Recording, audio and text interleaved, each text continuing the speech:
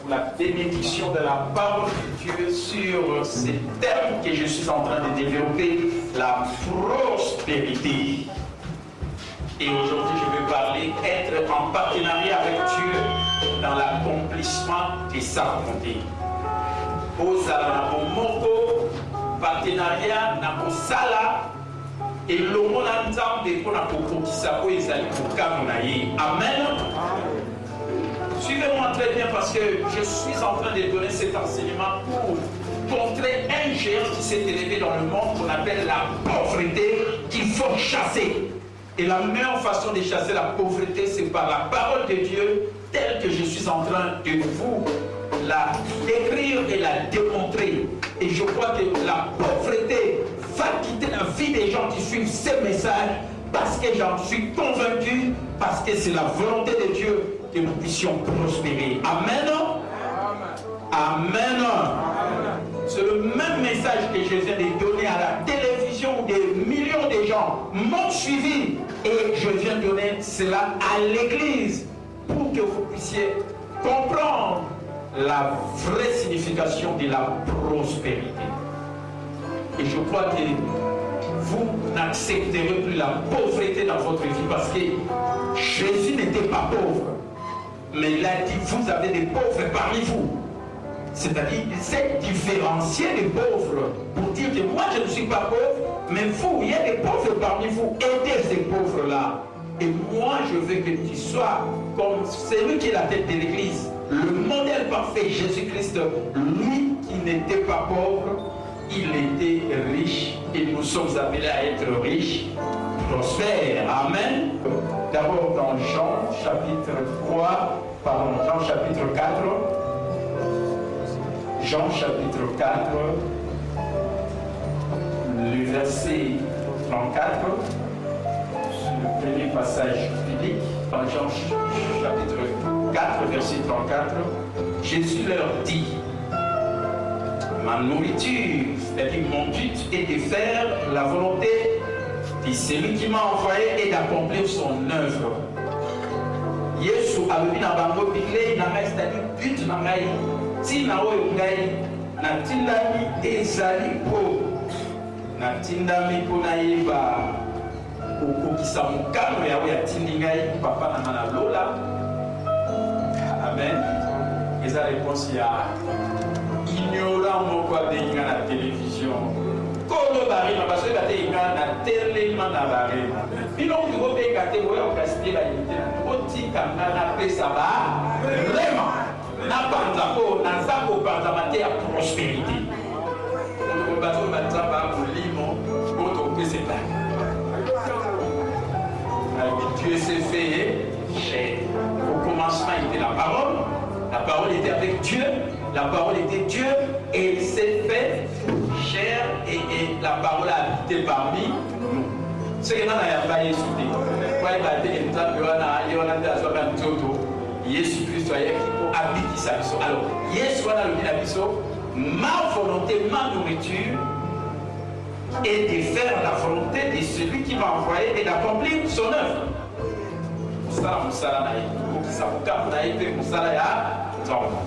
Second passage biblique, Luc chapitre 19, le verset 10. Chapitre 19, verset 10, la Bible dit,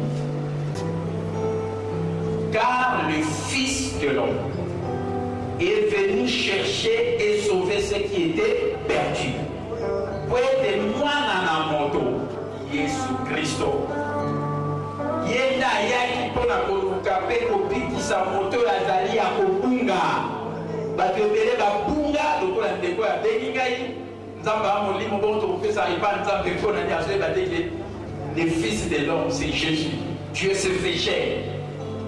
Amen. Et puis dans le fait tokopesa epa na Yesu Hébreux 7:8. Nous donnons à celui qui est vivant, Jésus-Christ. Amen. Suivez-moi partout dans le monde parce que je suis en train d'enseigner la vraie signification de la prospérité. Amen. Amen. Troisième passage biblique. Marc chapitre 16, verset 15. Je prie pour vous au nom de Jésus. Amen. Même vous qui nous suivez, peut-être que vous n'avez pas votre Bible sur place, suivez la lecture de la parole de Dieu que je suis en train de faire à votre place. Il me dit, puis il leur dit, allez dans le monde entier et prêchez la bonne nouvelle à toute création. Pe alobi na bamboke na mokili mobimba pe boteya sango malamu na ekelamu nyonso moto nyonso ntango akela lelo 7 milliards toteya bango sango malamu. Amen. Malachie, ça c'est dans l'Ancien Testament, verset 10 à 12. La Bible dit, je l'ai pouvoir au nom de Jésus. Amen. Apporter à la maison du trésor toute la dîme, afin qu'il y ait de provision dans ma maison. Mettez-moi de la sorte à l'épreuve, dit l'Éternel des armées, et vous verrez si je ne fais pas pour vous le secours des cieux, si je ne déverse pas pour vous la bénédiction au-delà de toute mesure, entre celui qui au-delà de toute mesure. Je menacerai celui qui cherche à dévorer. Il ne vous détruira pas les fruits du sol. Et la vigne ne sera pas stérile dans vos campagnes, dit l'Éternel des armées. Amen. Et le verset 12. Toutes les nations vous diront heureux.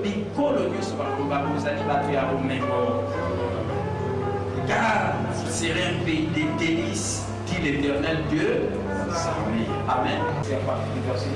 Apportez dans la maison du trésor de Dieu. Amen. Amen. Enfin, le dernier passage, nous l'entrons dans le Nouveau Testament, Galates, chapitre 3. Galates, chapitre 3, verset 11. Chapitre 3, verset 11 à 14. Je lis pour vous au nom de Jésus. Et que nul ne soit justifié devant Dieu par la loi, cela est évident puisque le juste vivra par la foi. Or, la loi ne provient pas de la foi, mais elle dit, celui qui mettra ces choses en pratique vivra par elle. Christ nous a rachetés de la malédiction de la loi, entre autres la pauvreté, étant devenu malédiction pour nous, car il est écrit, maudit soit quiconque est pendu au bois, afin que pour le païen, nous, en Christ Jésus, la bénédiction d'Abraham se trouve en Jésus-Christ et que par la foi nous recevions la promesse de l'Esprit. Abakano, il peut envoyer Abraham et Monisama et Swama Katina Yesu. Là où vous êtes, fermez les yeux, donnez à moitié les fesses et les corps ne pas prier pour que Dieu vous parle au travers de ce message. Bénissons ici dimanche. Éternel Père de gloire, Dieu, nous sommes en ce dimanche, nous bénissons ta présence qui est la lecture de nos écritures, ta parole, qui est lampe à côté de lumière sur notre sentier. Nous te reconnaissons, nous t'accueillons, nous nous en remettons en toi. Enseigne au travers de nous et que Jésus soit glorifié au travers de ce message. Pas cette parole dans le cœur de chacun. Parce que cette parole a été inspirée par toi, le Saint-Esprit. Et Seigneur, merci. Parce que tu es à l'œuvre maintenant. Au nom de Jésus. Amen. Acclamons le Seigneur. Savez-vous les portes dans la vie du Seigneur? Que Dieu soit même la porte. Aussi, je vous salue au nom de notre Seigneur. Acclamez le fort avec enthousiasme.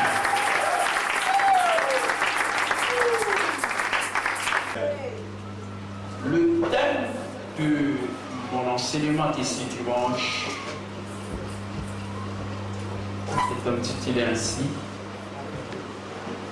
être en partenariat avec Dieu dans l'accomplissement de sa volonté. Kozala na mosala elongo na nzambe mpona kokokisa oyo ezali mokano na ye. Amen. Est-ce que tu l'as dit, madame? Amen. Être en partenariat. Sala na mosala partenaire à Malamu, pour ceux qui pour l'IFI, ma tamboula bien, ils allaient des Zambie. Alors, ça l'a partenaire dans Zambie, pour la coco qui sa moi, on a yé. Amen. Amen. Voilà, les bien-aimés. Vous savez, le moment est arrivé que moi j'enseigne la vraie prospérité. Vous savez, l'année 2018, l'année qui va, disons, concrétiser le 20 ans de l'exercice de ce ministère, de cette église, vraiment, l'amour triomphe toujours. C'est l'année du bien-être. Et la prospérité, c'est tout simplement le bien-être total. C'est-à-dire, mon frère, ça prospère, c'est qu'à nous vivre bien-être. Ola mon nyonso. Dans le domaine nyonso. En Dieu, je souhaite que tu prospères à tous égards et que tu sois en bonne santé comme prospère l'état des communs. Vous savez, ce verset des 3 Jean 2, c'est le verset qui a commencé cette église. C'était la première vision de l'année 2018, 1998, l'année de l'épanouissement. Et après le 8 mars 1998 en cet endroit, le 8 mars 2018, exactement 20 ans, mon bien-aimé, ma bien-aimée, écoutez-moi très bien, même ceux qui me suivent à la télé, peut-être vous allez expérimenter cela en un laps de temps, en suivant ces messages, jusqu'au moment où nous allons arriver le 8 mars 2018, 20 ans de mémoire. Vous êtes appelés à vous épanouir dans tous les aspects de votre vie, spirituelle, physique, matériel, financier. C'est la volonté de Dieu pour nous. Et ça, mon cas, nous entendons beaucoup d'abissaux. Et c'est ce qu'on appelle, quand aussi c'est 2020, vision année du bien-être, parce qu'on a dit que le bien-être est pour la prospérité. Prospérité pour la bien-être total. Dans l'aspect nyosodego. Il faut ça la moto aux ânes bien-être, aux ânes heureux. Voilà pourquoi l'année précédente, on a dit année du bonheur. Le bonheur et la grâce sont appelés à nous accompagner tous les jours jusqu'à la 20e année pour vivre la vraie prospérité. Si tu crois cela, dis Amen. Je suis en train de partager cela parce que je suis un visionnaire, je vois loin. Au début même du mon ministère, je voyais déjà 20 ans en avance. Et voilà, nous avons parcouru le 20 années. Et voilà 20 ans. Il faut que vous avez tout là. Tout bandaka l'année, il y a épanouissement, s'épanouir selon 3 Jean 2. Est-ce que 3 Jean 2, vérité ou réalité, na finalement 20 ans après, voilà l'objectif na yo. Mokolo nyonso tozo ya ozolanda ngai ndeko tango yo kana banaza kolo barema esengeli vérité ni lobana nzambe wana et comme en réalité la vie na yo on prospérer sur le plan d'abord spirituel suivi du plan physique na nzoto et après sur le plan matériel et financier. Amen. Exactement pour le surtout la délivrer parce que makambo tambo la kate aux affronter dans mon limo ba délivrer ça n'existe pas. Ça n'a jamais existé dans ma vie. Non. Rien ne marche dans ma vie spirituellement. Je vois que je suis bloqué. Priez pour moi pour que je sois délivré. Ça n'a jamais existé. On donne que ce qu'on a. Parce que je reçu Jésus et je dois être libre. Et c'est pour la liberté que Jésus nous a affranchis. Tu dois vivre tous les jours dans ta vie, dans la liberté. Non pas au bakanganga ibakangola yo. Et ça, la macatène de il faut vivre la vérité à l'Ilobana. C'est ça la prospérité de l'âme. Quand tu prospères dans ton âme, tu vas vivre ta liberté en Christ et Jésus. Ça, c'est la vérité. Acclamez trop fort le Seigneur.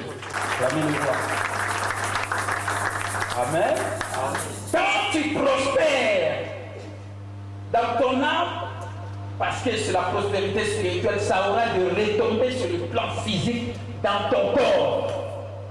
Aux alentours de la gamme colonioso, de la colonioso, maladie boya, mais écoki mayo, parce que vous nous avez kotikatinayo.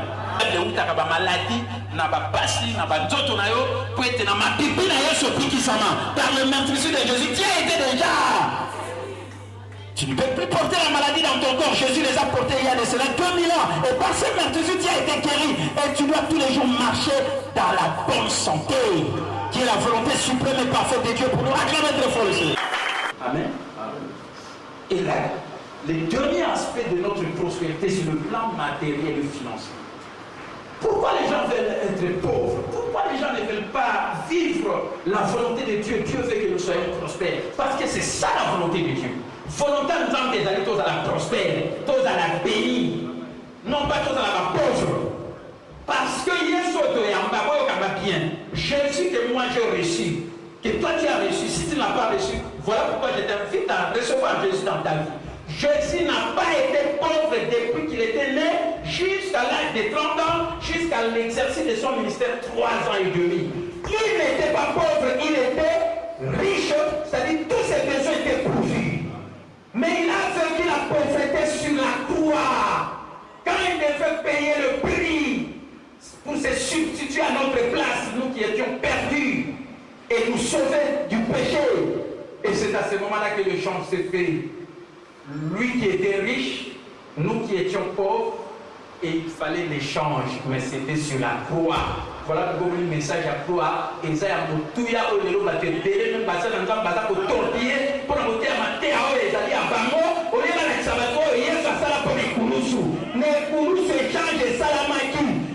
Hier, mon toit aujourd'hui, Bisso Bakola, Azum, qui parle à Bisso, après c'est Bisso richesse. Voilà pourquoi tu as le droit d'être riche, prospère, béni, matériellement, financièrement. C'est la volonté de Dieu pour nous. Acclamez le feu le Seigneur. Acclamez le feu le Seigneur. La prospérité, mais il n'y a pas de barème à côté, il y a une fois de la pantie, mon toit. À combien de temps vous avez versé? Je vais appeler à la verset. Oui. Azan à côté, mettre soit à côté d'un côté ou de l'autre fossé. C'est pas. Donc, on va dire que ceux qui au moins Azan a rematé, c'est qu'à boire à côté, mon doigt, pour être tenu à dire, nous avons mon lit, mon don, ce que c'est pas nous amener. Nous avons mon lit, mon don, il va faire la question de l'autre, il se fait toi mon lit. L'homme aussi, c'est un être esprit. Il a une âme évidente.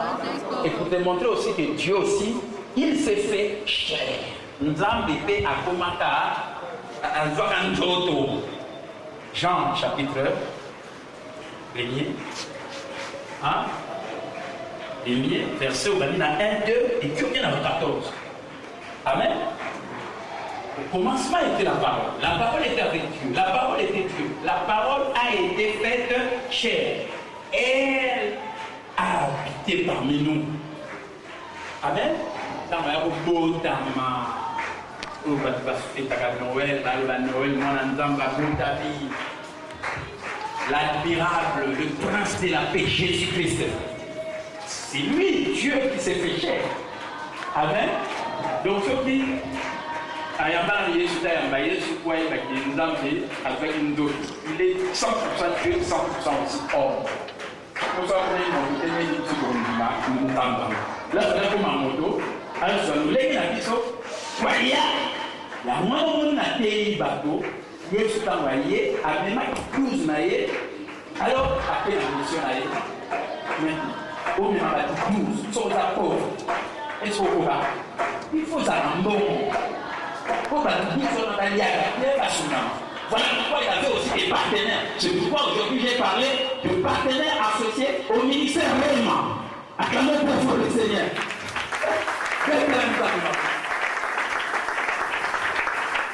Et je parle du partenariat à la 20e année de l'exercice de mon ministère.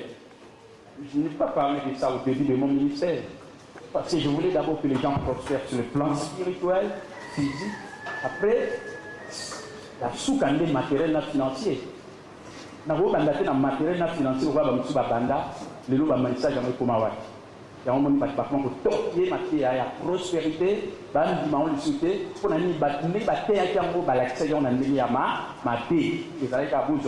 il y a l'extravagant, il y a le polo, il y a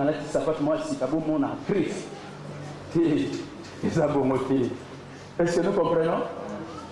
Là, c'est l'extravagance. Ce sont des excès. Mais Dieu s'appelait à être riche. Parce que Dieu nous a donné à être riche, abondamment conduit, complètement provisionné. Amen. Communément, prophétisé. Ça, c'est la vérité. Amen. Ce que j'ai suivi, l'extrait, même l'acteur Premier ministre, dans son discours, il y a une partie, il a dit, j'ai beaucoup aimé parce que moi je pense malheureux. Il a dit, mais nous sommes appelés à produire des richesses. C'est-à-dire créer des richesses. Parce que quand on crée des richesses, nous allons distribuer aussi cette richesse. Mais si nous restons dans la pauvreté, nous allons continuer à distribuer la pauvreté. Est-ce que nous sommes pauvres à Kabara?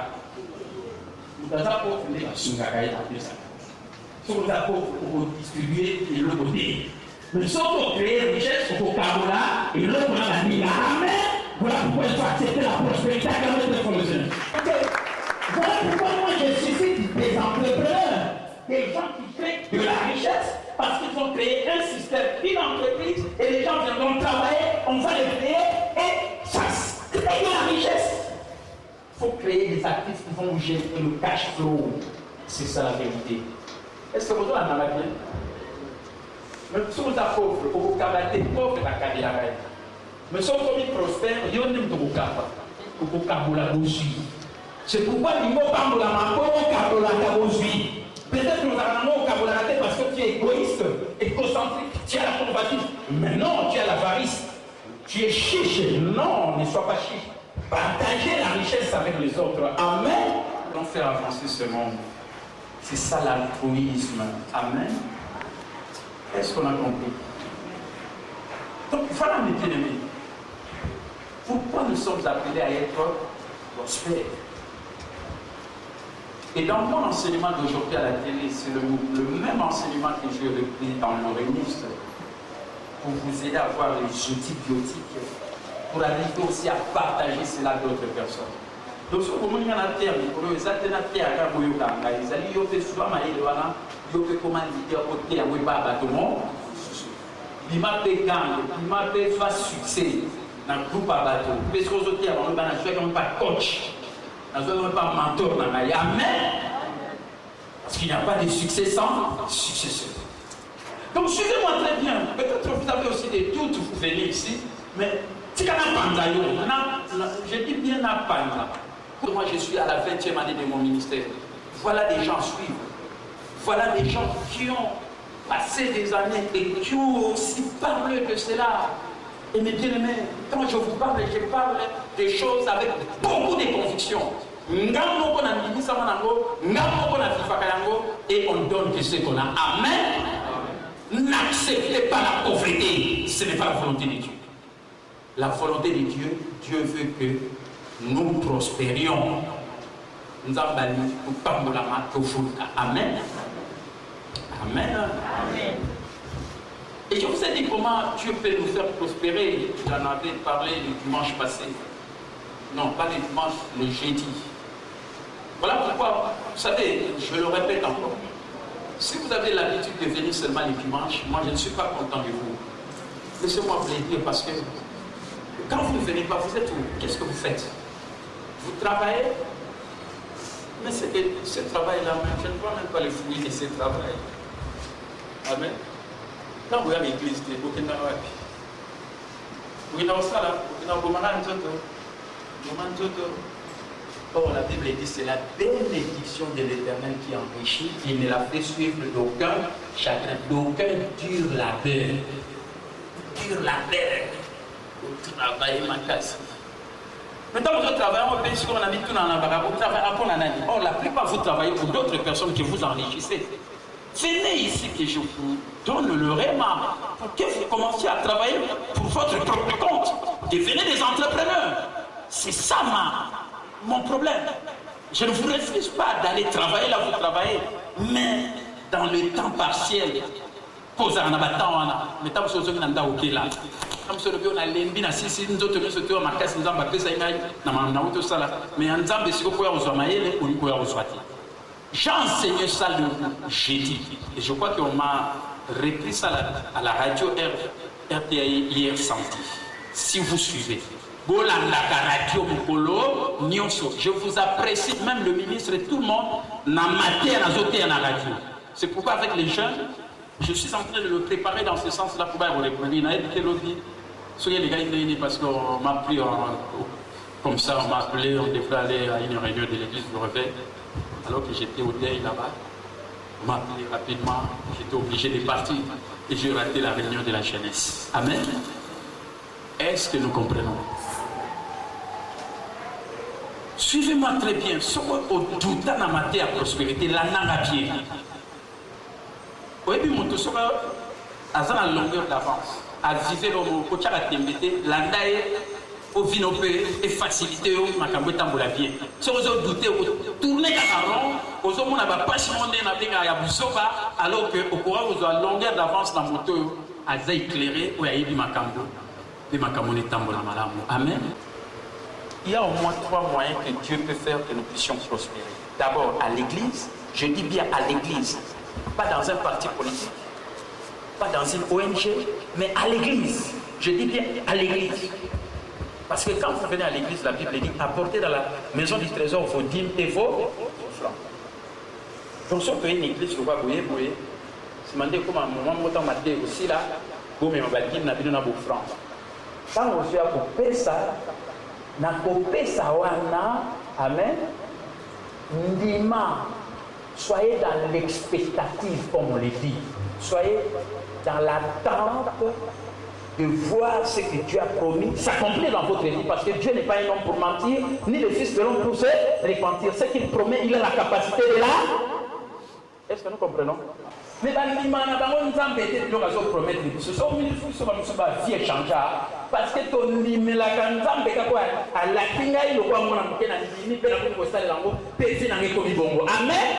Est-ce que les capacités avec des amants vous autres ça va penser nous ya kala au kola na famille na bino na ndako na bino na balabala na bino na batakati na bino na balao kanisa ko pe bien on a des amants kanisa nzambe zwande makanisia ya nzambe bwaka o ya kala. Amen. Donc il faut que nous soyons pas pour la mission. Il y a un moment l'église Zaraka, l'église locale. Voilà, les madame triomphe toujours. Si vous voyez, à l'automne, la Bible va dire dans vos francs, si vous voyez, vous salez là, nous allons faire prospérer 10 000. Donc il faut que vous soyez dimanche, le temps après ça va être 10 000 francs. Nous allons amen. N'a pas mon ami. C'est que là, nous avons enthousiasme, mais parce que Dieu bénit de cette manière. À l'église. Apporter dans la maison dit deuxièmement pour prospérer c'est quand tu reçois la connaissance quand vous jouez surtout connaissance c'est un bon et sika connaissance c'est une nouvelle devise sur le mot bon c'est un bon aujourd'hui vous avez un côté de Dieu même est-ce que vous comprenez? Ce qui est dans l'idée, vous avez des exemple, vous avez un d'or, $1, le local est pas un bêta d'or, $999, total $1000. Pour avoir la sagesse capacité à résoudre les problèmes. Or, sagesse est à la ligne. Et ce livre de la loi, c'est le second point 2. Méditez-les pour agir fidèlement selon. Donc, si on fait la loi, pour le paradis, pour manuel pourquoi pour mettre en pratique le baba matara qui est la loi spirituelle loi à Josué et succès, réussite, action sage et prospérité. Acclamez très fort le succès.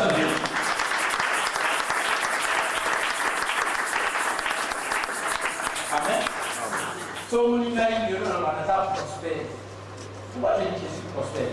On a un débat à la cité pour Sinambo. On a un débat à la politicien de la Sinambo. Nous avons un pasteur en prochain.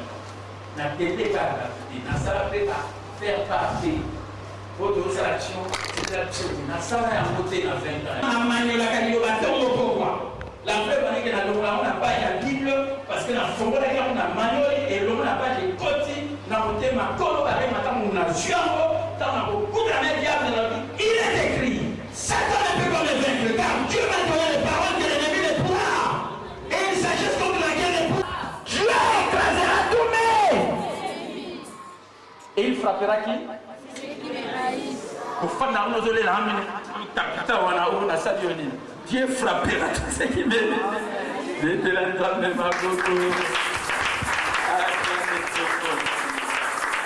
C'est ça le réma. C'est ça la méditation de la parole de Dieu. Si vous méditez, vous avez pensé en Nzambe et puis l'Iloba, vous avez pensé à Nzambe comme ça, vous avez l'Iloba. Est-ce que nous comprenons? Et troisièmement, si vous avez pensé à Nzambe, comment on a succès dans Kinshasa parce qu'il y a Manoula et Nzambe. Laissez-moi vous donner ce témoignage. Nazara na Kinshasa, le roi Batinyo Subabota na Kinshasa, et va me soutenir le baïba na raté. Mais quand on a yébana non pas parce que na kota na université na ce diplôme, c'est parce que nazari ko Manoula ba vraiment et on a pu partager on a comme une influence et succès. Nazo réussir. Nazo agir avec sagesse dans les affaires de la vie. Amen. Et puis nazo prospérer. Amen. Nazo prospérer quoi? Dieu aussi prospérité ça l'inde aux ana mbongo ebele on va ebele mbongo ebele. Mais bon, on est dans le débat qui m'a mais là, il y a combien de bâtiments là? Quand on a la prospérité, il y a belé. Amen.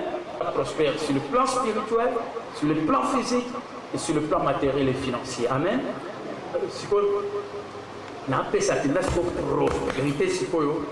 Mais la domaine, il y a spirituel, oui, il y a physique, oui, mais c'est quoi précision sur le plan matériel et financier. Bambongo na yo, bambongo na ngai. Et quoi est belé pour l'année? Parce que ce qui est belé, on peut sounger pas belé. Parce que belé, on va souffrir, pauvre, on peut sounger. Na famille, on peut sounger. Parce que belé, on peut sounger parce que on comme na bambongo. Oh, mingi bazu bambongo belé ba sounger ba pité même mboka, que zo na ba passer. Oh, vraie signification prospérité, et zali pour partager richesse. Acclamez très fort le Seigneur. Acclamez. Voilà le deuxième moyen pour prospérer. Le troisième moyen, j'avais dit, ça. Moi, je fais mon travail. C'est lui qui prêche l'évangile d'idées. Qui prêche l'évangile, c'est mon travail. J'étais dans le travail, dans la vie professionnelle. Je fais 11 ans et 7 mois au conseil permanent de la comptabilité, mais j'ai démissionné pour répondre à l'appel de Dieu. Et 20 ans, il y a un peu, il y a 20 ans. Mais il y a un peu, on a répondu à l'appel à plein temps. On a été à la colonie. Amen. On a quitté tout non. On a quitté le Luka, on a voyagé à pété, on a fait l'invitation de la Bouyaka. On a un pasteur d'église. Pasteur à fin, on a sauté à la route, on a fait 20 ans. Amen. Amen. Mais on a travaillé. Je vais vous dire bien, parce que nous sommes au terre, nous sommes allés dans le salon, nous sommes allés et on monte 7h du matin, et on monte dans l'audit 6h du matin, et 6h, 18h, 19h, donc bateau fan, quelque chose ça va calculer, dans la machine, ainsi de suite, donc sur le dossier, et donc à l'audit, au petit 6h, 7h, qui au tombeau du 19h, au bureau du bandalier. Donc, qu'est-ce que le travail? Amen. Quand on attend, on a un peu de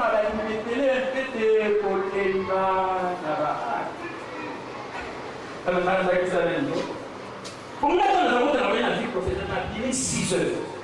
Surtout dans la mission où on dit dans le sauf que dans la société, vous avez 6 mois de temps, 2 semaines, il faut aussi ça.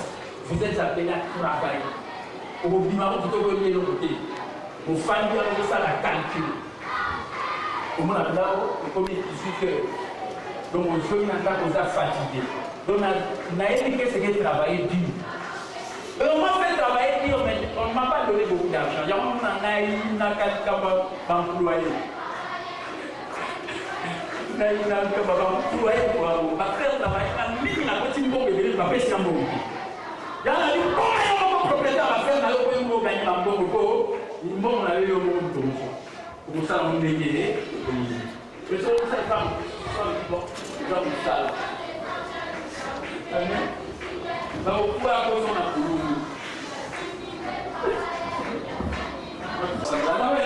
ça qui m'a dit.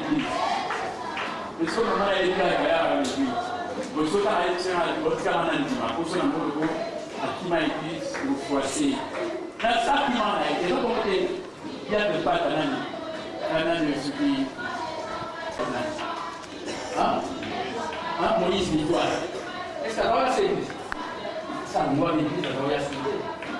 C'est pas il doit aller une église parce que vous ne pas comme ça.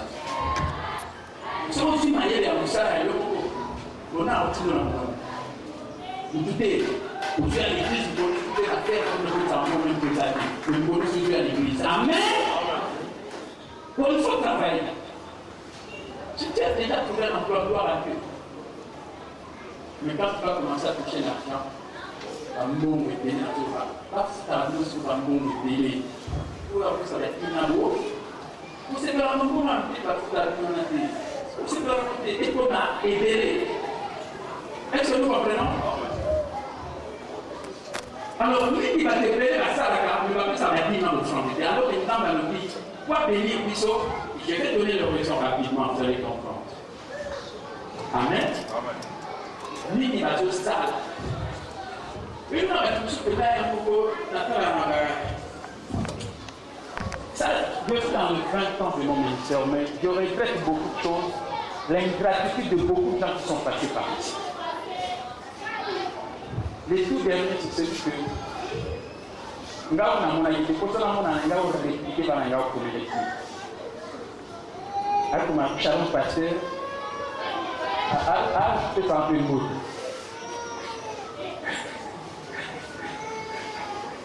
Parce que nous sommes là. Nous ne pouvons pas faire un mot de dire que les choses dans la bonne terme, les choses dans la bonne terme, les choses dans la bonne terme. C'est pourquoi nous sommes là. Pour le message de l'éducation. Mais à partir de shalom, on dit ma shalom, nous avons na pesio barré, na pesio liloba. Pour connaître ancien, pour voyager, pour connaître salle, pour le monde où il y a un monde pour qu'on a un Angola qui a, pour y aller au a, pour qu'il y ait un matin dans la ville. Après tant que vous avez dit na bimisa ku bambo me na matanga. Sota muzoni kuna passer capital bari. Oya na kana mona ina mission quand tu vois nous ça. Tu vois là déjà dans un millionnaire milliardaire Katinaïs. Amen. Et ça va tuna ni c'est quoi impressionné là. Mais au fond ça dit quoi l'église au baptême yo ancien parce qu'il y a une église. Mais le coup que ça quelque part kuna sina bangola na mbaramoto. Au pays dans l'église monsieur.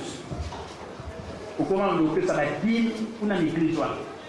Vraiment parce que capital avant il y a aux avons ça mais tant vous voyez à aux zones au plus ça va suffire. Quelle ingratitude. Là je parle de Willy Bobo. C'est il y a bien si on prospérer vous allez implanter le baba monsieur va précéder pour le pasteur ngamo ko na sombelo mutugeza wana soit formula. Parce que comme il prospère dans la matière en tout cas. C'est ça la gratitude, c'est ça la reconnaissance.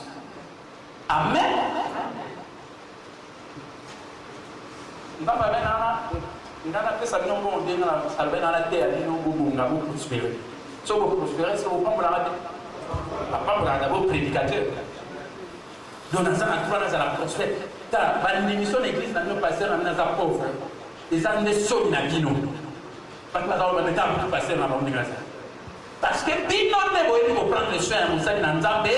Je vais en parler dans mes enseignements sur la prospérité. Amen.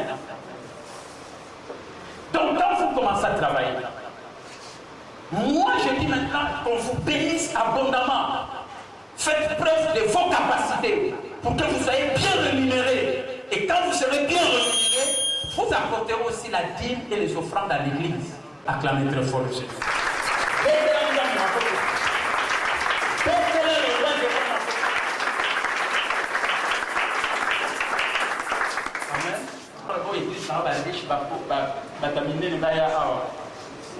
Leadership David, la catégorie de ça, la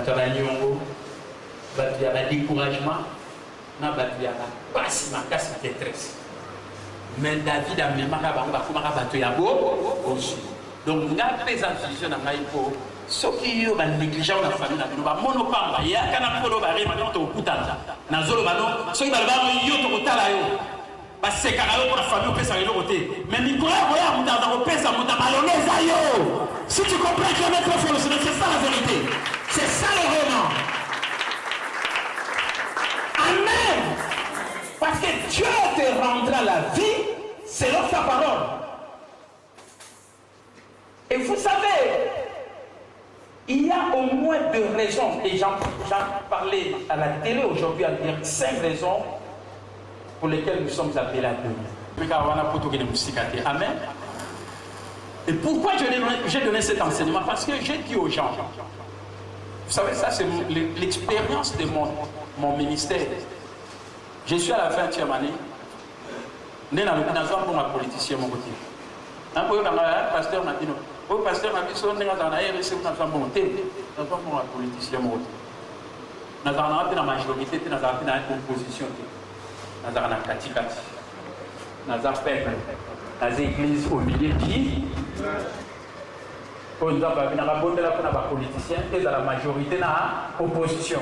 Nous avons occupé. Donc, ça va y pour Bible le dit. Priez pour ceux qui sont élevés, antiniqués. Cela est bon et agréable. Priez pour cela parce que cela est bon et agréable pour que nous menions une vie paisible et tranquille en toute piété et honnêteté, que l'évangile soit proclamé en toute la liberté. Mais pour la liberté, on est salama, il faut la bonne autorité. Et la majorité, la opposition pour qui les a mis de terre, but ya nzambe et pour qui ça m'a but ya parti politique de nzambe. Acclamez très fort le Seigneur. Je veux que les gens soient sauvés par Dieu de la connaissance de la vérité. But ya nzambe, il y a politique, il y a parti politique, il y a nzambe. Dieu veut que tous soient sauvés et parviennent à la connaissance de la vérité. Parce que Pédé n'a pas eu de vérité, mais ça ne va pas monter à la communication. On a un livre sur le PC, c'est pas un peu ça. Le second a été fait, on a un livre sur le livre. Maintenant, parce qu'il y a des choses là, mon tour. Nous avons un Jésus. Et Jésus est en Maya. Écoutez maintenant mon ancien. Il a pris 12 disciples. Il a dit suivez-moi. Et il parcourait de ville, de village, il prêchait, il enseignait. Et il guérissait les gens. Et les 12 là les suivaient. Bon, dites-moi, quand il y a 12 personnes qui te suivent, et toi tu les as dit, suivez-moi, c'est que c'est toi qui dois les prendre en charge. N'est-ce pas? Il y en a qui ont vraiment en charge. Bon, si vous voyez ça, venez trouver à la 12 mois, parce que l'andaya, qui est enseigné, qui est prêcher, ainsi de suite. Vous voyez que ça m'a dit, mon talent, ça pose à la pauvre. Et c'est mon talent, ça pose à la pauvre. C'est que Batounaï, même le temps Batounaï, il a disciple. Avant Batounaï, disciple. Quand on vous a envoyé, est-ce que vous avez manqué de quelque chose? Nous avons manqué de Tozanga qui est loco. C'est que la vie prospère. C'est ça qui justifie la prospérité. Tozanga qui est loco.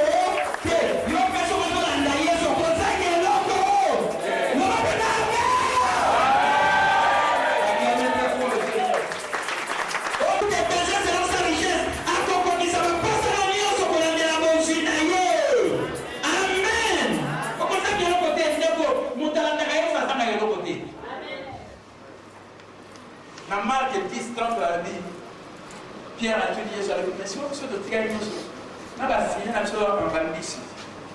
Ce que vous avez dans la chose, vous avez dit, le tigre qui est dans l'âme, il dit, on a mis la base dans la montagne. Papa n'a pas la maman. Amen. Vous l'avez dit, le roi vous l'a dit, vous vous appelez bandit, vous vous appelez bandit, vous vous appelez de l'eau, vous êtes au centime. Est-ce que vous en avez bien? Donc, au centime déjà, bénéfice, il y a donc. Si on fait ça, on a sauté à 5 raisons pour faire ça, on peut faire bénéfice, il y a donc au centime. Et parce que Dieu a promis aux gens qui donnent la bénédiction et la prospérité. Dieu a promis cela. Ce qui nous a fait, c'est la carte de tout à Amen. Opposé, c'est parce qu'elle a monté des fois qu'on s'appelle moi dans la moto, c'est qu'il promet, il a la capacité de là. N'écoutez pas. Et la foi, nous marchons par la foi et non par la vie. Amen. Alors, Yesu soit mené tout le temps à 12 mois, parce que la naïve partout à ce qui. Et là, lobby. Nous avons parlé à Jean, on a pas de temps à 8 et à 3. Par où Dieu se trouve à l'andaki. Si le bateau Dieu se trouve à bénéficier de l'exercice à ministère à Yesu, tant qu'il est partout. Comment qui va assister à la biloko na bango. Amen. Comment il va assister Yesu na la biloko na bango. Parce qu'on a le ballon que l'église au plus à Yesu tout modèle la mission d'assistant qui est na bao baza ba partenaire associé à son ministère pour le soutien de son ministère. Amen. Jésus-Christ. Les gens qui étaient des partenaires, voilà pourquoi je commence à parler des partenaires, mais j'en ai parlé à la télé aujourd'hui, devenir des partenaires associés au ministère Réma. Vous voyez, c'est ça qui est fait dans la petite langue. Après, on a établi un maillot, parce que vous voyez, ça tête à matin, on a appris ça au monde. Et ça, on a la Bible, on a plutôt passé capital. Amen. Mais ça, on a tout moi. Comment partenaire associé dans le ministère pour soutenir financièrement. Amen. Parce que Yesu paye et ça m'a dit bon. La Jeanne, la Chouza, la Sion, la Marie de Magdala. Oh, la caméra qui m'a dit, on m'a dit la démon, bien la démon. La démon va bibi. Si vous avez la démon va bibi. Si vous avez la démon va bibi, on va finir jusqu'au lapin, on appelle la main, un ministère. Frère. Pour ce soit libre, nous n'avons pas besoin de là. Mais il y a même de soutenir dans le ministère. Amen. Mais pour la note, c'est un bon là, du ministère et ça, il organise à ta mort. Des gouvernements de voter comme partenaire associé au ministère pour les soutenir à rien de chose. C'est ça la vérité. C'est ça que ça est l'eau du courage. On va t'attendre à la vidéo. Vous voyez ça. Nous avons cité dans mon comment. Peut-être que nous avons dit, bon, ingratitude, notre talent. Mais tu les as fait. Au pas pour la main dans le ministère, oui. Et bien, le coup, il faut pas pour la main dans le ministère, voilà. N'a bassi. Voilà pourquoi la maman, les mamans, amen. Ministère des femmes, ils sont aussi bien catégorisés. Parce qu'il y a moins de les femmes. Goya lundi, lundi, vous voyez, toutes les femmes, elles assistaient le Seigneur Jésus. Elles soutenaient Jésus dans l'exercice de son ministère. Tant que maman, on va le réunion, pas le bénéfice de Kabwana pour leur soutenir. Amen. Bien, au congélateur, on met tout la clé au détour d'un coronavirus. On avait une couleur démocratie en bon, on a besoin de bon. Donc, on a besoin de bien, le à la réunion. Assister le ministère. Pour se retrouver dans le monde, nous avons makambu na fina yo. Amen. La cité basio à la surtout. La cité et plusieurs autres personnes. Et Bénin me suffit à bateau. C'est pourquoi je me suis adressé à plusieurs autres personnes, mais qui me suivent à la radio et à la télévision. J'ai commencé à soutenir ce ministère. Il y a la télévision. Dans la matière, on va se faire. On va passer dans le bataille, pendant la bannière, 2 semaines, on va se faire. On peut s'attendre une fois pour le dégât, on va faire la chose. Même on a pour des amis, on a fait ça. Pasteur n'a fait ça. On a fait la sonne, voilà. On a la générosité. Amen. Être libéral au cabal. Au lieu d'être égoïste, égocentrique, chiche, au bon bagage, au moment de l'autre côté, au accumuler, sur les confiants, au moment de l'autre côté dans l'autre. N'est pas y a qu'il y a, il y a un autre côté. Nous sommes au accumuler pour payer ça des valeurs, pour payer ça. C'est pourquoi j'ai donné les 5 raisons pour lesquelles nous sommes appelés à donner afin de prospérer. Amen. Le modèle. C'est lui notre modèle parfait. On l'avait dit, soyez mes imitateurs comme je le suis moi-même de Christ. Dans le ministère, on a le ministère, la prospérité, et puis aussi la tournée de mon année. Mais Yesu, modèle, la mission, appelle quoi un modèle parfait. Il faut qu'on ait un exemple de l'air, pétant de zone à la route, de maintenir le mission bien en direct. Amen. Et je vous ai dit, vous voyez, il faut hésiter pour former qui va partenaire. Parce que dans le cas de la conviction, c'est l'équipe qu'on est à la carte. Pour nous avoir reçu non, pour avoir partenaire, ça m'a dit, mais après plusieurs années de l'exercice de mon ministère, je compris qu'il faut avoir des partenaires parce que Jésus lui-même avait des partenaires associés à son ministère. Amen. Amen. Pourquoi on a le but d'un partenaire, on a l'église dans le aussi avec Bango, parce qu'on comptait, parce que tu n'as pas battu. Mais tu n'as pas eu, là, on a pas battu. Source dans les armes. Il faut attendre la Bible bien, et je vis dans Luc chapitre 8, verset 1 à 3, c'est bien dit que Jésus avait des partenaires associés à son ministère et ce sont ces partenaires qui soutenaient son ministère. Amen. J'ai suivi les pas de Jésus, voilà pourquoi la 20e année, suivez, à la 20e année, je veux maintenant que les partenaires soient suscités dans ce ministère pour commencer à soutenir l'œuvre de Dieu. Amen. Alors, si on vous dit des données, on doit vous motiver pour vous dire pourquoi vous devez donner. Bon, bah, tout ce que vous dans cette église, après ça, j'ai dit PC là, PC là. Qu'est-ce que vous voulez là-dedans? Vous voyez que tout ce que vous avez PC là, PC là. Pour être là, tout ce que vous avez télé, vous fait ça, vous avez télé à l'église. Pour être là, il va faire la maman, vous allez sauf que l'église fait ça, il n'y a pas PC. PC là. Mais si on fait ça, il y a une conviction des gens qui vont boire et si on a ça, surtout, ça va. Pourquoi on doit donner? Quelles sont les raisons qui sont bibliques? Et si vous les appliquez, vous allez prospérer. Amen. Dites Amen. La première raison. Amen. Même si je ne suis pas ce que je suis, je me mets dans le remise. Je suis en train de partager avec vous ce que j'ai partagé à la télé. Pour la rencontre, 2h30 du matin, on a rédigé après un tapant, il y a un élément qui faut qu'ils aient enseignement. Donc, il faut enseigner bien, dans prêcher, quand on a prêché, ils ont un mouvement. Il faut enseigner bien pour écouter bien. Il y a un moment, nous donnons à tout le monde, nous donnons à tout le monde, ça va éviter de collaborer maintenant. N'a pas de pour la poule, il y a 2h30. Dans la poule, il y a 2h30. 4h15. Et bien, on a une là, on a 30 minutes. On a sonné une attaque et on a la moukaba. Mais depuis 2h30, ça va sacrifice dans ce salle. Frère, durant ce sacrifice dans ce salle, on a repas. Et ça vaut beaucoup bien. Dans le bas de moto, à ça, on sacrifice pour aider à faire réussir au bango. Amen. N'a pas développé comme un meilleur pour un meilleur pour un meilleur pour un Congo. Acclamer très fort le Seigneur, c'est ça le vraiment. Et dans les sacrifices que je fais, si on a laissé 20 ans, on n'a pas voulu la mise de main, pas fait signal. Mais l'essentiel, bateau, dès dans la bande, on a mis à battre pour bénéficier de la sacrifice au Manasai. Une sorte de sacrifice, c'est là qu'on a montré pour nous soigner. Aux autres, on s'appelle Baton Susso, base à la bien lobby. Voilà pourquoi ça va bien l'eau. Amen. Ça va mal de l'eau pour les côtoyer éviter.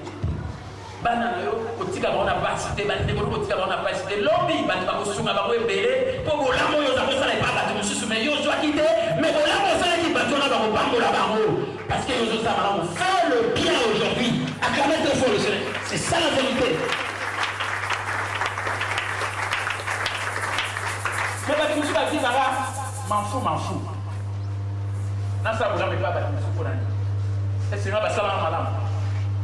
Ne rendez pas le mal pour le mal. Amen. Si vous avez raisonné, vous avez raisonné dans l'égoïsme. Vous avez travaillé dans vous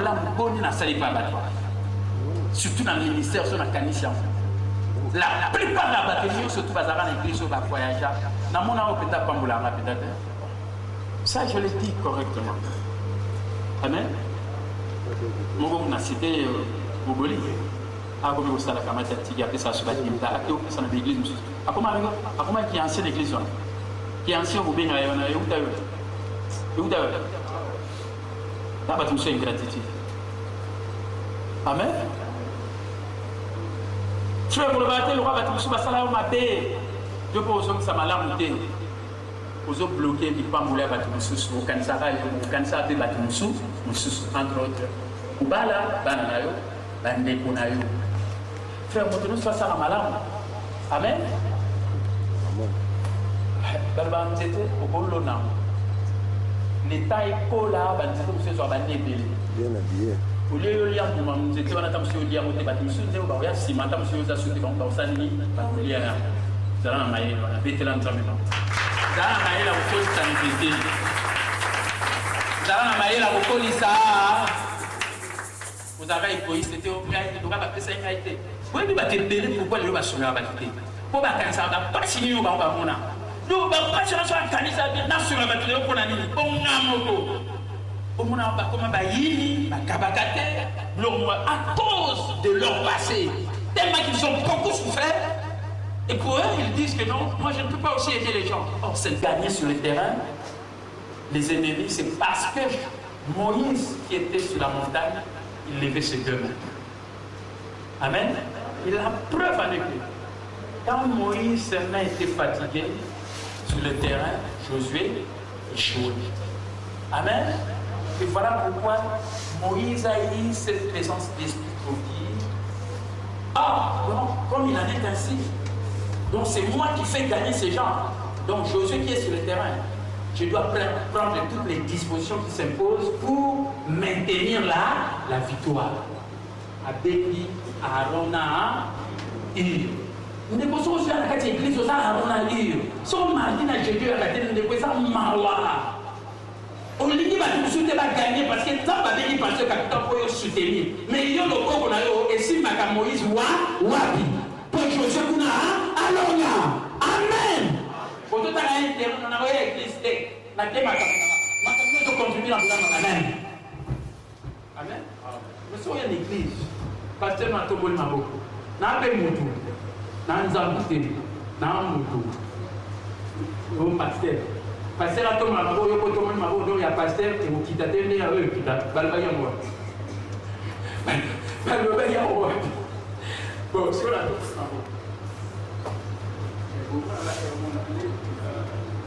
la tombe de ma boule. Oh, pasteur Benzan. Pasteur, la tombe de ma boule.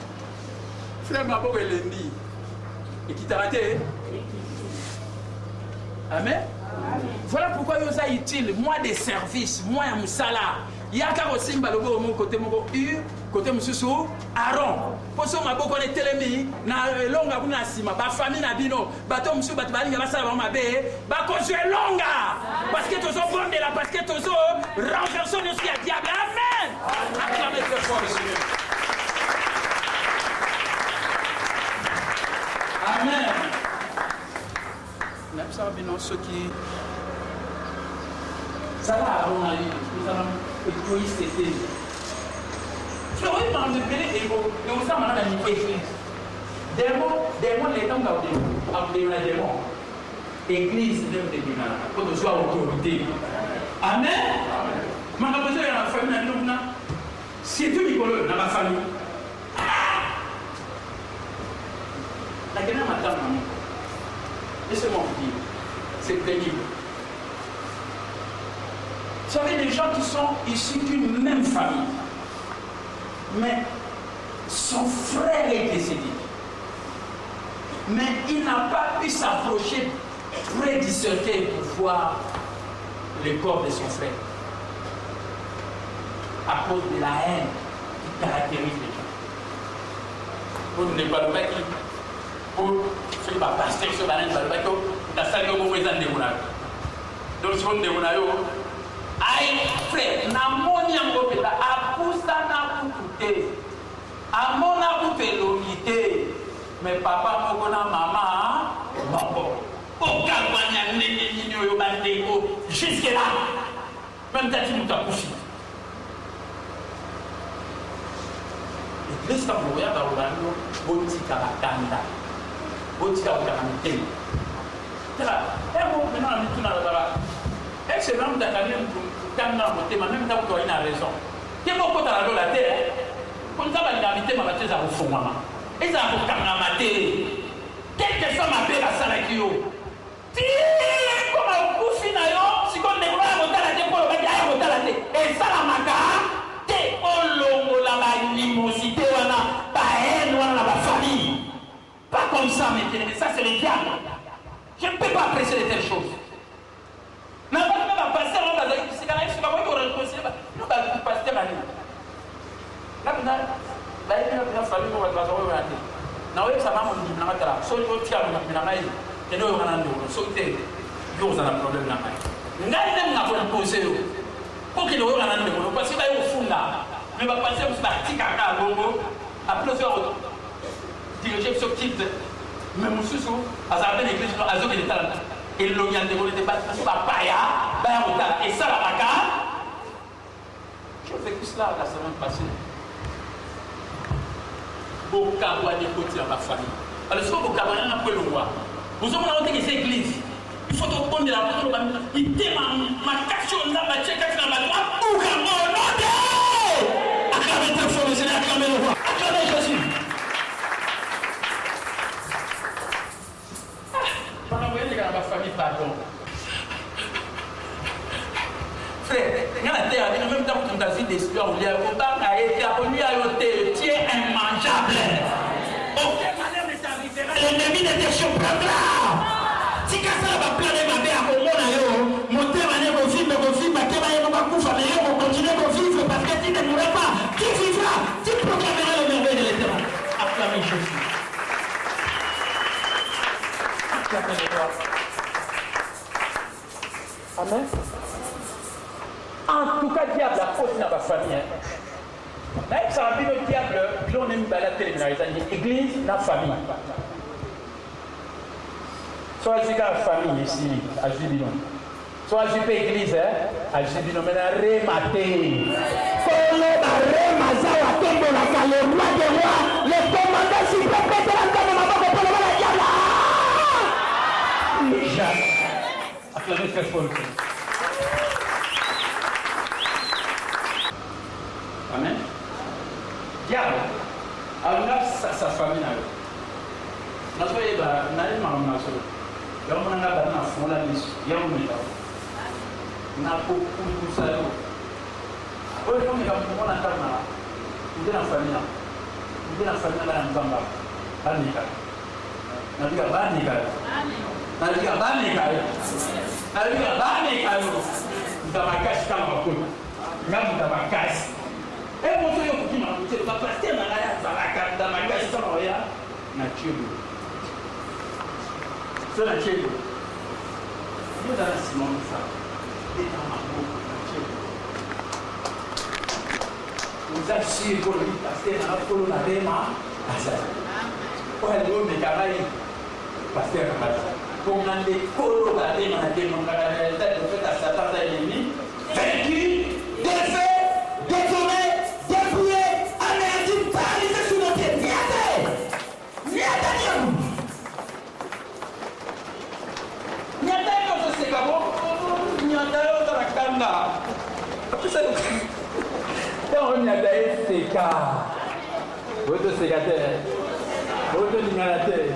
En Jésus, nous avons acclamé très fort le Seigneur.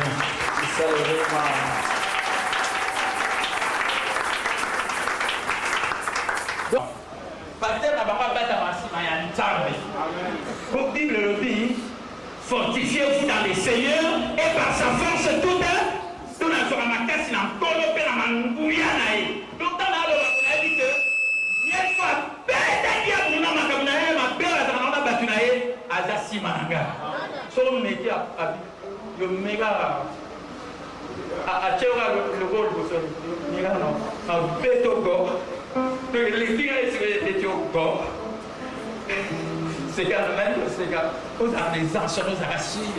Vous avez assis sur une église, vous avez dit, non, on va bloquer ma femme. Nous avons bloqué ma femme d'ailleurs. Azadé! Acclamez une fois le Seigneur.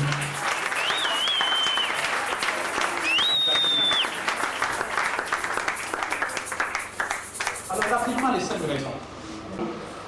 C'est parce que nous aimons Dieu. Frère, il y a raison pour le Seigneur de Pesaka, Negoyaka Awa, et les 10 000 francs, les 7 façons de semer pour récolter abondamment, parce qu'il y a des bosses en ligne. Si vous faites ça, c'est pour tout l'accès pour l'île Zambé, et ça. Est-ce que vous avez un nom là? N'a pas ça non, mais pourquoi tu vas faire ça rater parce que on a fait ça pasteur. Non, on va faire ça parce que l'île Zambé. Dieu a tenté le monde, il a donné son fils unique afin qu'il puisse tomber les virus comme il est la vie. Nous n'avons pas les gars qui biso. Biso to kabwana kana nzambe batamasumu. Ndeto tikala na bapasi libela na libela. Mais nzambe na bolingo na tindi mwana na alikinda Yesu. Est-ce que vous savez? Dieu a envoyé Jésus. Yesu a yepo biso to kabwana kina nzambe. Donc, les sous et kabola qui sont en ensemble, les gens dans le bâti, Boliambu Maboega, Madame Namabe, et mais après, si nous j'avais dit tout, il y a bien, nous sommes besoin, mais nous étions à Bolam, Madame Namabe, Boliak. Donc, nous avons accès d'abord au livre, nous avons après si j'avais acquis, nous sommes ces années. Comment on dit qu'on ensemble, après, à l'autre, bon, le cas de l'accès de nos livres. Pour quand ça te va nous pas quand ça que nous avons besoin de l'accès bolingo te quand il y a l'accès à bolingo et on a besoin nous ba na ministère na mai capacité capital l'accès bolingo mais par rapport à l'accès à koina par rapport à l'accès d'ingratitude te yo be l'accès bolingo amen nzamba la kise bolingo ni pe mutu pas l'accès bolingo alors on a bolingo na nzamba l'accès mo ezali na nzela ni bo otosi Olia nzeta boy yebya malamu na mabete mukolo bolia ko kufa on nzeta bolamu na mabe eza ko symboliser dîme bolia dîme ya nzambe te na bo franc so bolia ko okokota na bo kauki pauvreté. Est-ce que vous avez là donc ça on va mbongo au salaire au ce qui va tabela ko mbongo pour le la batinte ozo yiba donc lié ma boye la ma bé donc ça va on est na jamais pourquoi nous y a bon il y a nzamba moi quand on a bénédiction on nzamba boyi ça ils a boyi ba dignité il y a on a dit ça dit ah la connaissance a bien ma bé amen donc il nous va bosso to pe ça ka poto lingi nzamba soko pe ça ka te ngai na yebi awa yo to kan to tala passer capitaine na solo batala mutu ay alingaka nzambe te yango na pesaka te nzamba apesa ichata kitoko ache mutu ba bi zone sala pe boli wana na mo voilà pourquoi deuxième raison to pesa ketati parce que to zango to sala lilobana l'obéissance à la parole de Dieu. C'est ça la deuxième raison pour laquelle nous donnons. Lilobana nzambe le na bisoli. Vous me volez dans les 10 000 offrandes. Apportez dans la maison du trésor vos dîmes. Mettez-moi de la sorte à l'épreuve. Et vous verrez si je n'ouvre pas pour vous les églises de cieux. Et si je ne répands pas sur vous des bénédictions en âme. Et je menacerai celui qui cherchera à dévorer pour. Frère, vous voyez quelle signification version? Nzamba lobi a menacé o ya koluka asimba lipango na yo parce que yo pesa ka dîme na. Nous avons menacé les ensemble. Amen. Tu vas que va menacer par mon ensemble. Parce que l'église, au plus, ça va dire non. Est-ce que vous l'avez remarqué? Une femme va le dire à dévorer, par rongeur. Pendant que la main, on va ma femme, on va y avoir un italien, on va dire, on va le dire, ma femme, on va bien côté. Il faut, il a amené pour ta maman, pour soit un côté, pour soit un beau bébé. Amen. Nous allons bien menacer. Oh, famille, on est déjà menacé. La famille, la gaga. Comme ça, la pouffe à gaga. Mais ce que vous faites, ça va être dans vos flammes. Nous allons menacer. Au moment de la maladie, vous allez soutenir la pouffe à gaga, vous allez en famille. Personne ne va à la porte de la dîme des offrandes. À quel de fournisseur. Donc, quand on a dit, vous espérez, vous êtes parce que vous êtes la tête, au moment où vous avez pour la voie, ça va nous monter. Mais ce que vous faites, ça va être dit dans vos flammes. Au moment où vous avez dit, vous avez ça là. Ça nyonso que banyonga batu ozongisa pe okona bambongo na yo moko. Amen. Parce qu'il va menacer tous les rongeurs. Est-ce que vous en avez bien? Sauf que, au temps, on a pas. La femme là, il y a un moment où vous n'avez pas évité parce que ça va dire là-bas. Donc la première raison parce que tu es Dieu. La deuxième raison parce que tu es obéissant à la parole de Dieu. C'est parce que tu soutiens les grands mandats. Vous soutenez les grands mandats d'Aline, aller partout le monde, prêcher la bonne nouvelle à toute là. Pour battre la Kénan.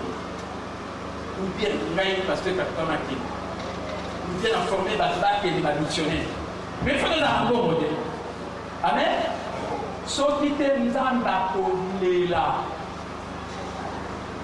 Mission à un mandat de Soko qui s'est maté pour battre au Kéné Bazade pour Bazangi. Bon. Voilà pourquoi il ne faut pas prendre la main pour que la mission qui n'a pas donné.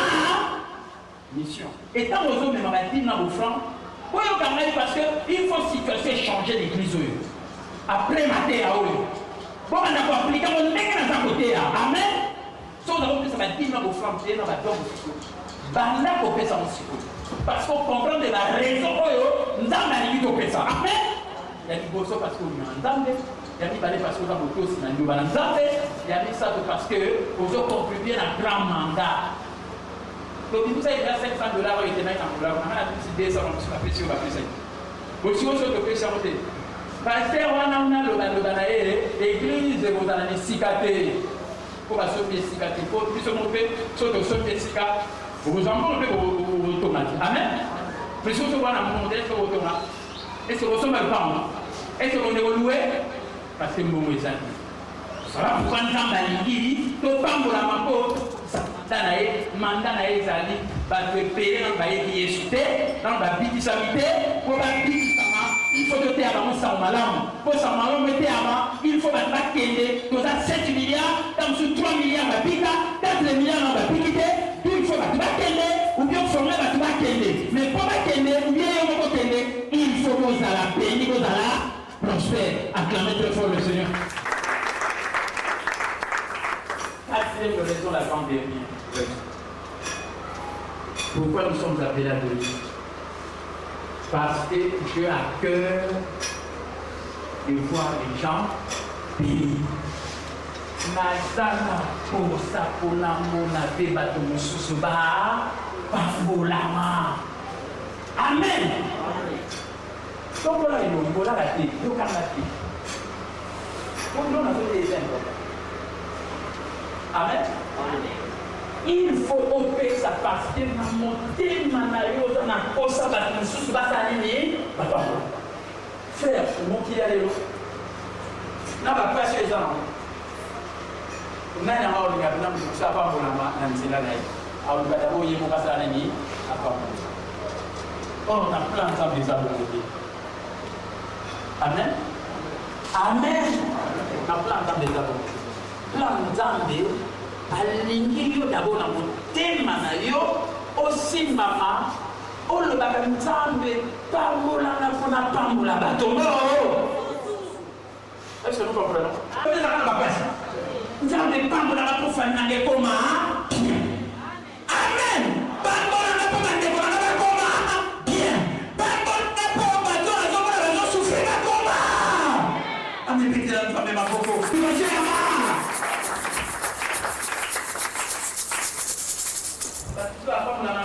Il y a un égoïsme, égocentrisme, et côté la cupidité, avarice, convoitise. Le voyez si tu sois télé. Donc, il faut dans le thème, pour le baptême de Pambolama, pour la Pambolama. Amen. J'ai cité même cela. Suivez-moi très bien. Par exemple, au limite, on va prendre le pot. Pour ça, la boulette pauvre. Il y a encore plus à au monde. Amen. Voyez ça, là qui dit, avec cette vie, vous avez des pauvres parmi vous, mais vous ne mourrez pas tout le temps. Nous avons des sur nous sommes pas papa. Mais bien quand vous êtes là, vous êtes là, vous êtes là, pauvre. Donc, on a 5 niveaux à niveau et il y a un Est-ce que vous êtes bien? Amen. Oui, Jida. Jida Dana. Pourquoi la Kayes va la pauvre d'État Dana? Jida Dana. Trésorier, t'as si mal bon. Bon, mon doigt à la pauvre, t'es d'abord dans la trésorier. T'es trop canadien. C'est le problème, dans la pauvre, t'es d'abord dans la trésorier. Pas d'un bon, trésorier a beaucoup de points à travailler. Donc, il y a un trésorier, pas dans un bon pour payer. À la riche. Yo faut comme la trésorerie. Amen. Trésorerie.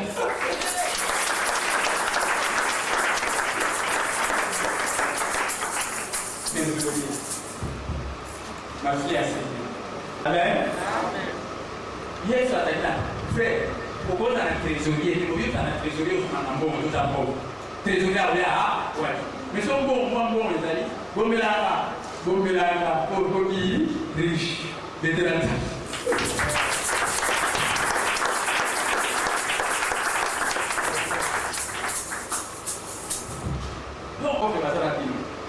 Alors, si on Jida Zalaka trésorier, il y a une équipe à Yesu.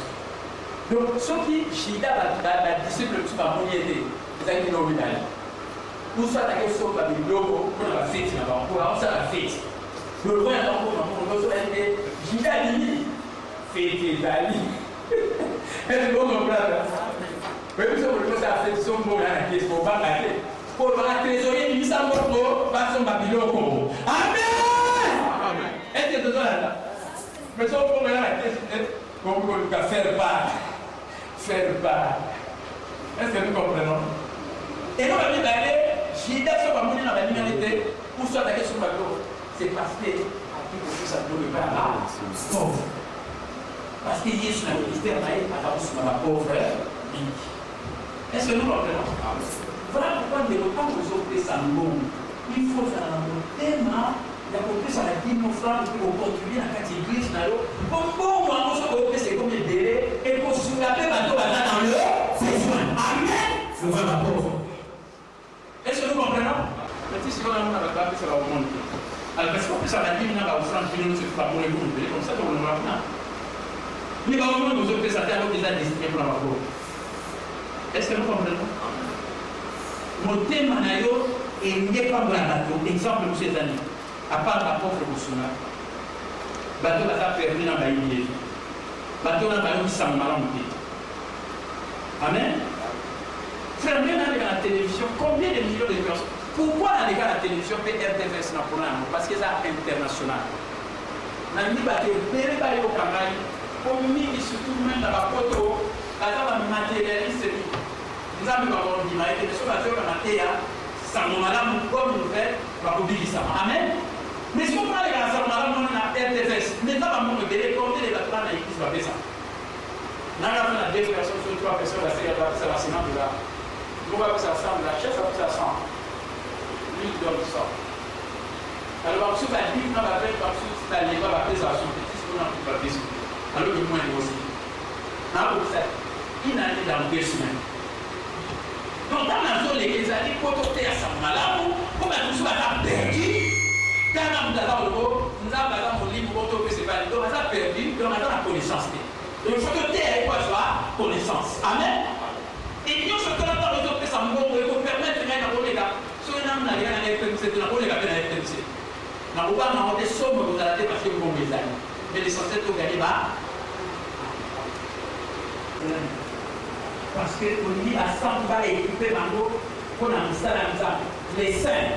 Pourquoi nous avons la branche à ministère de la FCD? Pourquoi nous avons formé la jeune femme à la leader? Parce que je suis en train d'équiper les gens, les croyants pour le service chrétien. Yo, vous voyez, ça, nous allons équiper par former les femmes. C'est parce que nous faisons une formation. Et la formation est sur les passer à la Catholique. Après, nous faisons ça. Amen. Donc, et ça, équipement. Tout à l'heure, il y a des autorités, ça, vous avez ma ça, vous devez passer à l'autorité, ça, on va pouvoir venir à l'école des ministères à former ce papier. On a l'école qui va passer à l'endroit où était pas équipé la scène. Pour passer à l'ensemble de ma, on a la poussée par les autres Amen. Et après, parrainage dans la radio, dans la télévision. Dans les canaux RTL, dans la télévision, on va passer à l'investissement, ça pour parrainer. Je peux faire la télévision, pour soutenir le pasteur, dans le bateau, vous allez employer dans le salaire dans l'église. Comme si vous avez un pasteur à Toki, pasteur va faire. Pasteur va faire. Comment on paye les salaires? Comment on paye les salaires du pasteur? Comme si le pasteur a ça, il est fort. Pasteur est fort aux enfants. Ah! C'est que je m'imagine pas si payé. Donc, ce que nous se trouve d'abord, par contre, le relation c'est pas salaire, il y a un pasteur, pas foutu. Il doit passer dans le temps. Si on a un petit nouveau fixé, on a fixé. Il doit passer capital sur le nouveau salaire, au temps. Au temps, non. Peut-être que nous voyons qu'il y a un matin, on a fait ça dans la maison. Là, on fixé, des bureaux fixés, salaire à passer capital. Tant que vous avez le salaire, vous fixez pas. Vous avez le salaire. C'est là que la personne a dit non, vous faites le salaire. Oh, c'est comment vous faites ça comme là? Parce que la personne qui peut dire, elle vous organise un bon. N'a député, Nangaï. Et n'a député, Nangaï. Nangaï. Le député va faire ça. Député, vous n'avez pas. Non, vous ne pas. Est-ce qu'on fixe le salaire à passer? Peut-être que vous fixez le salaire à passer. Regardez la fixée. C'est la diacre dans la diaconesse. La diacre dans la diaconesse. Où est le chef des diacres? Chef des diacres, réunissez tous les diacres, fixez les salaires.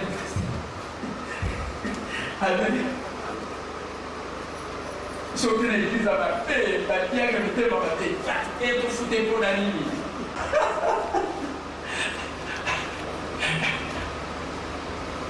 Depuis la Zouaga, combien?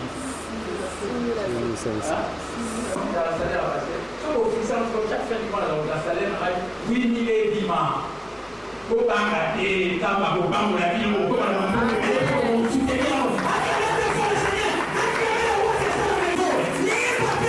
c'est la bénédiction de l'Éternel qui a.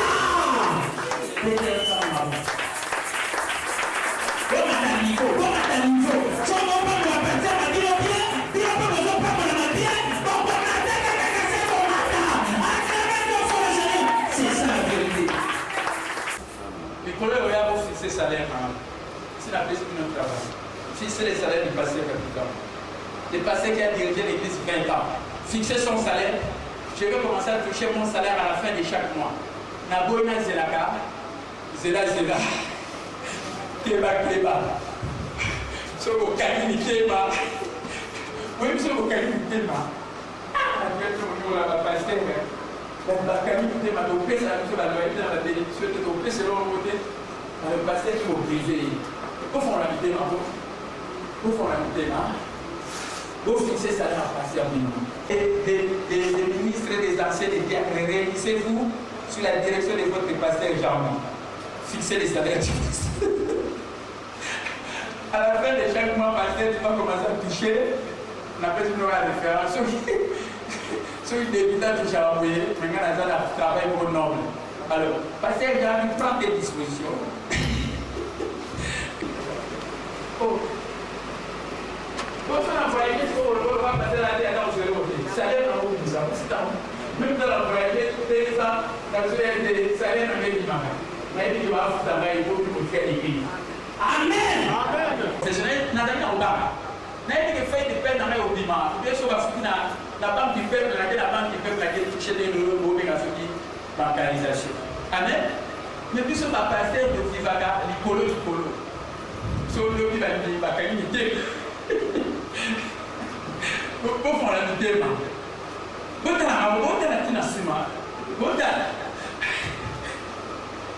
la vidéo.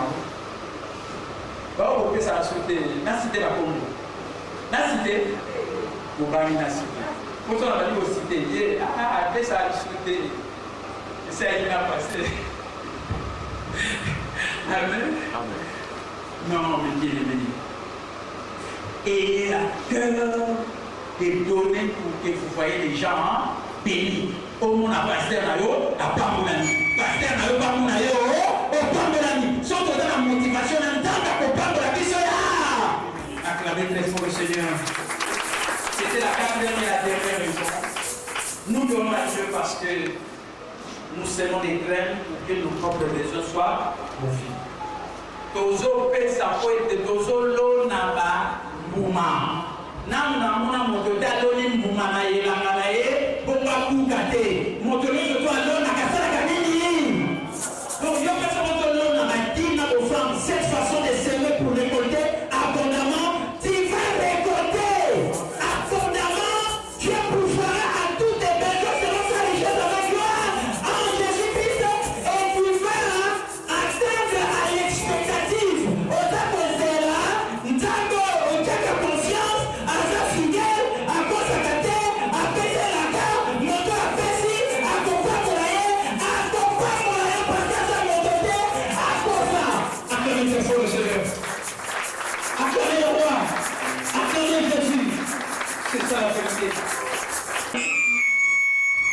Bénéfice na suka na cheli bosser la mususu d'abord nzambe olingie ozotosana liloba na ye ozoparticiper na mandat ya nzambe et après amine na lobi oza na posa mona bato mosusu bapambolama na ye kosukisa sikoyo na lipamboli na yo moko moto osalaka bongo nzambe agira aprometa aza moto te pakosa alobi je souhaite que tu prospères à tous égards. Alors tout donner, il vous sera donné.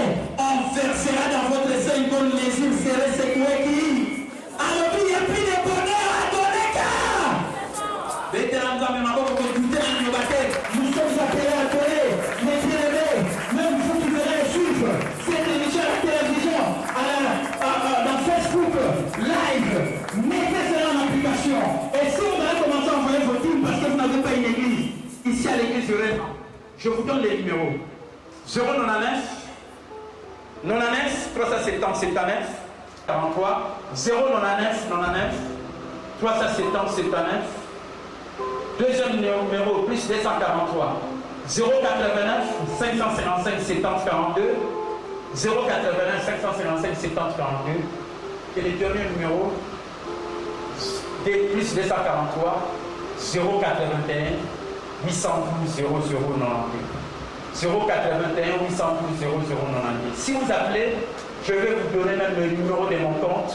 Si quand vous avez na oyo nyonso ayokiamo na kombo na Yesu Kristo kosalela mateya wana église rema ezala bandimi baza prospère baza bateki baza bafils na bafille millionnaire po ete toyeba kosalela baraison mitano oyo ya koyeba kopesa nzambe azwa lokumu. Inclinez la tête, priez Dieu pour qu'il rende vivant cet enseignement dans votre vie.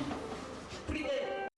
Église bandimi la pambola ils sont pas innocents des produits bossés. Nambini, Léo Bazobima, Tozali ma fils et ma fille prospère, millionnaire, abondamment béni, Pentambe, n'a pas 5 raisons, il y a compensé pour la licence de l'Oligabiso. Il y a compensé pour la licence de l'Oligabiso. Il y a compensé pour la licence de sa grand-mère au gagner ma âme. Il y a compensé parce que la licence de la Simami, pour la licence de la Pamela, l'intérêt à compensé dans la mort.